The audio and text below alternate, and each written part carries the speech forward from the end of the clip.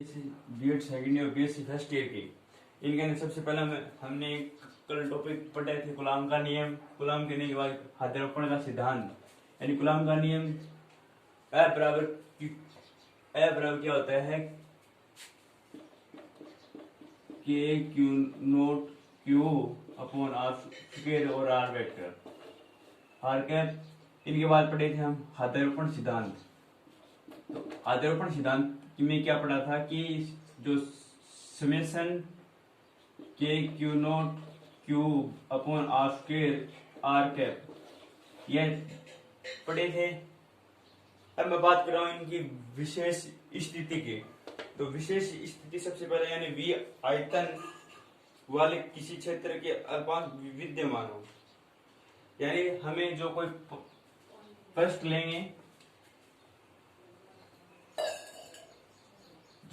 लेंगे हम उनके अंदर आयतन का नोट करेंगे, यानी हम ये के लिए पृष्ठ डीवी और यहां से आर दूरी है, ये पॉइंट पी है। हमारा जो यहां से जो आवेश लगेगा वो क्यू नोट यानी परीक्षण आवेश। तो परीक्षण आवेश लगेगा तो देखो परीक्षण आवेश यानी आयतन अनुपात डीवी होगा तो एकांक आयतन आवेश घनत्व रो। तो हो तो अल्पांश का आवेश का मान रो डीवी होगा। क्यू नोट आवेश परीक्षण आवेश की किसी अल्पांश के लिए जो स्थिति के जो आर वेक्टर है वो स्थिति को निर्भर करेगा, यानी दिशा को डायरेक्शन, यानी क्यू से यहां की जो डायरेक्शन है वो देखो। अब इनका जो कूलॉम के नियम से देखेंगे हम, यानी जो यहां से देखो अल्पांश आवेश के कारण क्यू नोट पर लगने वाला बल कूलॉम के नियम से। तो कूलॉम का नियम हमें ये अब पीछे पढ़े थे, क्या होता है डी एफ बराबर K Q naught Q upon R square R cap. आज चीज पढ़ी थी, लेकिन अल्पांश की बात कर रहे हैं तो क्या आ जाएगा रो डीवी। तो यहां से क्या आ जाएगा डी एफ बराबर के रो डीवी अपॉन आर, ये आ जाएगा आयतन के लिए जो हमारा फर्स्ट कंडीशन है, फर्स्ट स्थिति है। ठीक है,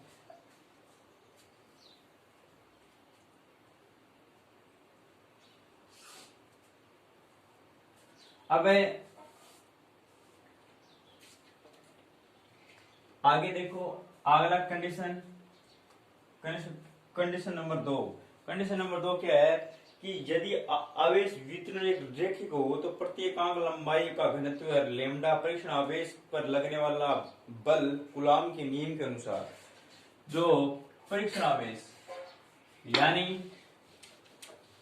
परीक्षण जो आवेश लगेगा वो हमें क्या लेना पड़ेगा। पहले सबसे पहले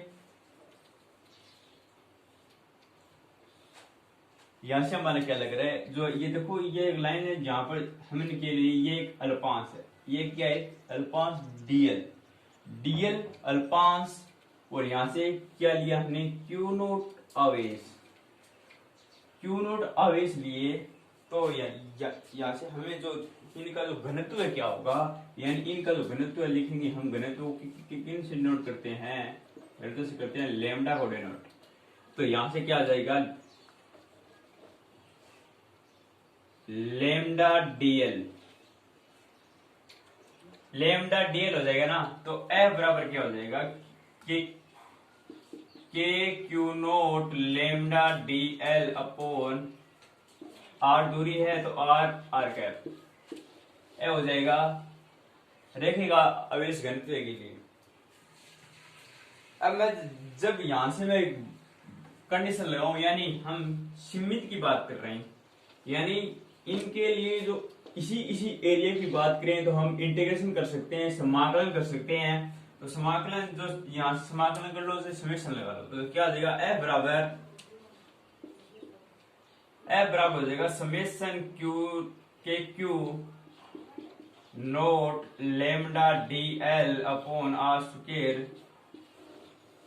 ये कंडीशन नंबर 2 हो गई। अब मैं कंडीशन नंबर 3 की बात कर रहा हूँ। कंडीशन नंबर 3 क्या क्या कहती है कि यदि आवेशों का वितरण एक पृष्ठ में हो तो पृष्ठ इस पृष्ठ का कोई अल्पांश जिसका क्षेत्रफल ds हो तथा इन अल्पांशों में प्रत्येकांक घनत्व क्या हो, सिग्मा हो।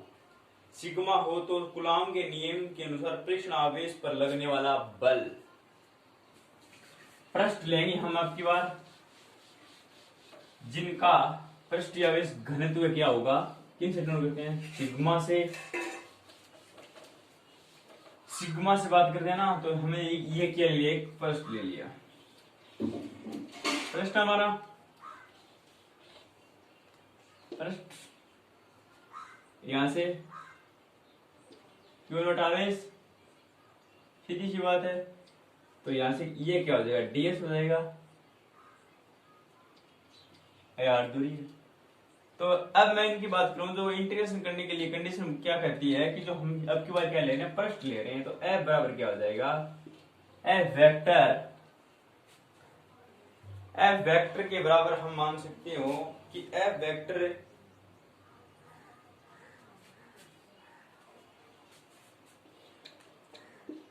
df, f वेक्टर बराबर df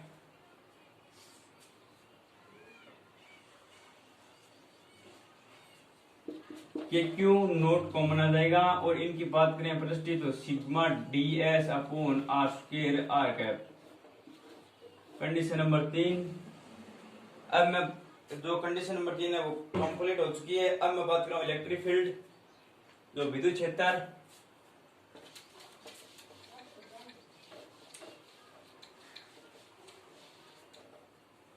इसकी बात कर रहे हैं विद्युत क्षेत्र की।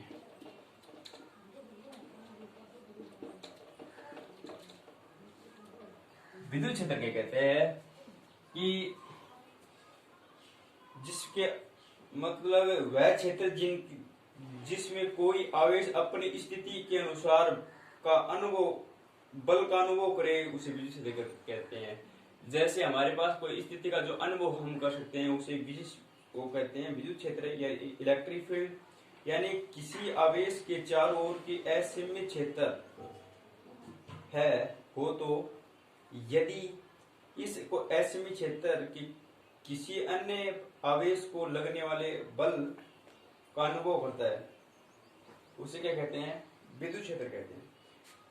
विद्युत क्षेत्र आ गया। अब मैं बात कर रहा हूं विद्युत क्षेत्र तीव्रता की। इलेक्ट्रिक फील्ड डेंसिटी यानी तीव्रता।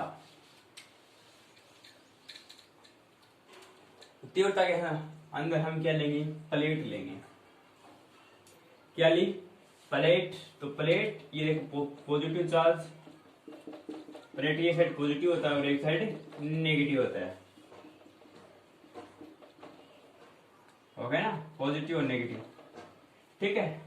अब जो इनके बीच की जो दूरी है वो स्मॉल डी, क्या है, स्मॉल डी है। तो स्मॉल डी दूरी है और देखो यहां से विभव यानी और इलेक्ट्रिक फील्ड सिक्योर इलेक्ट्रिक। तो अब मैं बात कर रहा हूं यहां से कि विद्युत क्षेत्र का किसी बिंदु पर रखे प्रेषण आवेश का प्रति एकांक घन आवेश पर लगने वाला बल विद्युत क्षेत्र की तीव्रता कहलाता है। क्या कहलाएगा, विद्युत क्षेत्र की तीव्रता। तीव्रता कैसे कहलाएगा कि F बराबर E बराबर होता है F अपॉन क्यू नोट। बड़ा है, आप चैप्टर नंबर पहले में पढ़ चुके हो कि क्या होता है, F बराबर क्यू ई होता है। ये चीज यहां पर लागू हो रही, यहां से हो गया। और अब मैं इनका मात्रक की बात करूं, इनके मात्रक बल का होता है न्यूटन और आवेश का होता है कूलाम। तो न्यूटन पर कूलाम, आवेश का मात्रक क्या होगा, न्यूटन पर कूलाम। अब मैं देखो एक मैं यहां से आता सम विद्युत क्षेत्र समविद्युत क्षेत्र क्या होता है कि ऐसा क्षेत्र जिनके अंदर प्रत्येक बिंदु पर विद्युत क्षेत्र की तीव्रता समान प्राप्त हो उसे समविद्युत क्षेत्र कहते हैं। समविद्युत क्षेत्र कहते हैं। विद्युत क्षेत्र की विद्युत विभव क्या कहते हैं? एकांक धनावेश को अनंत से किसी विद्युत क्षेत्र में लाने के विरुद्ध किया गया कार्य, विद्युत क्षेत्र के विरुद्ध किया गया कार्य करना पड़े, वही क्या करेगा? यानी हम एक धनावेश को अनंत की ओर से ला रहे होते हैं। क्या ला रहे होते हैं?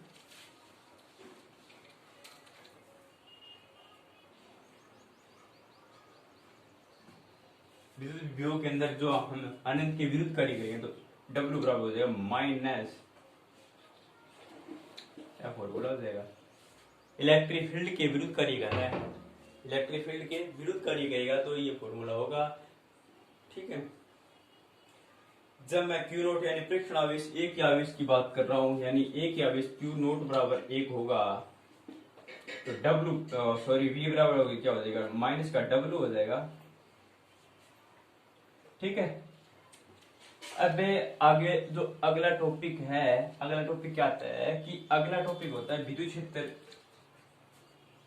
क्षेत्र का रेखीय समाकलन। तो इलेक्ट्रिक फील्ड लाइंस डेंसिटी, विद्युत क्षेत्र का रेखीय समाकलन, क्षेत्र का रेखीय समाकलन, विद्युत क्षेत्र के रेखीय समाकलन। देखो ये हमारे पास यहाँ से लाइन से है, तो अब इनसे इलेक्ट्रिक फील्ड की बात करें।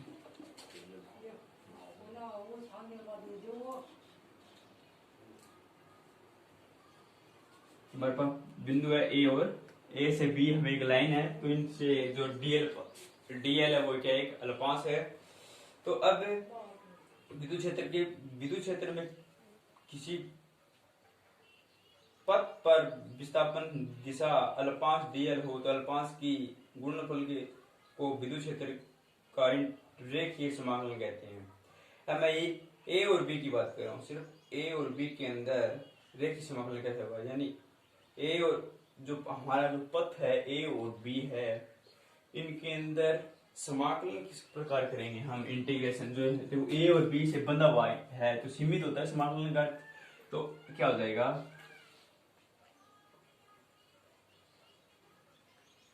इंटीग्रेशन ए से बी और ई डी एल, यही होता है।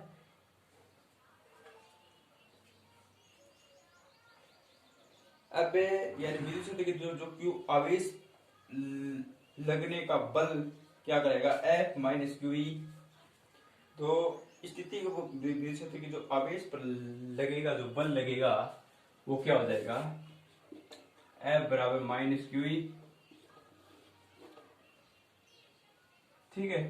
अब आगे जो अगला है, इसी आवेश के में अल्पांश डीएल है तो विस्थापन करने पर क्या करेगा? अब की बार हम क्या करेंगे? विस्थापन करेंगे। तो कार्य में क्या करेंगे? विस्थापन करेंगे। तो डी डब्ल्यू बराबर एफ डीएल हो जाएगा।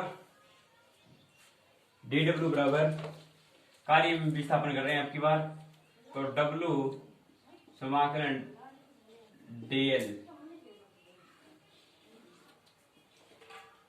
यानी अब की बात जो देखो, यानी डी डब्ल्यू का अर्थ क्या होता है? किया गया कार्य में परिवर्तन ही क्या कहलाएगा? D W. यानी डी डब्ल्यू का अर्थ यही होता है कि कार्य में किया गया परिवर्तन। तो डब्ल्यू बराबर माइनस क्यू ए, यहां से मैं एफ का मान रख लू। जो ये समीकरण है हमारी, इनमें f का मान रखूंगा तो f बराबर क्या आ जाएगा? डी डब्ल्यू बराबर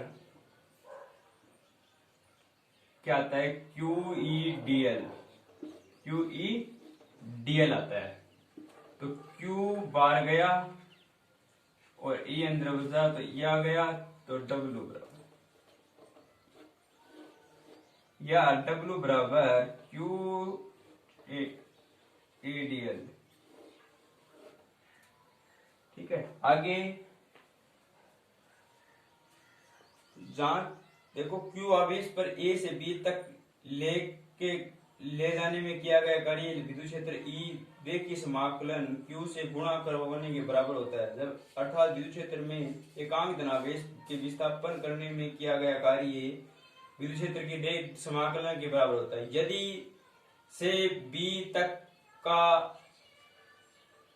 पथ एक बिंदु पर हो तो पथ पर किया गया कार्य शून्य होगा। यानी ए से बी के ऊपर जो पथ के ऊपर हम जो कार्य करेंगे वो क्या होगा, शून्य होगा। तो ईडीएल के बराबर क्या होगा, शून्य। जो इनके बराबर जो हम कार्य करेंगे वो क्या होगा, शून्य होगा। ठीक है, तो यहां से अगला टॉपिक क्या आता है,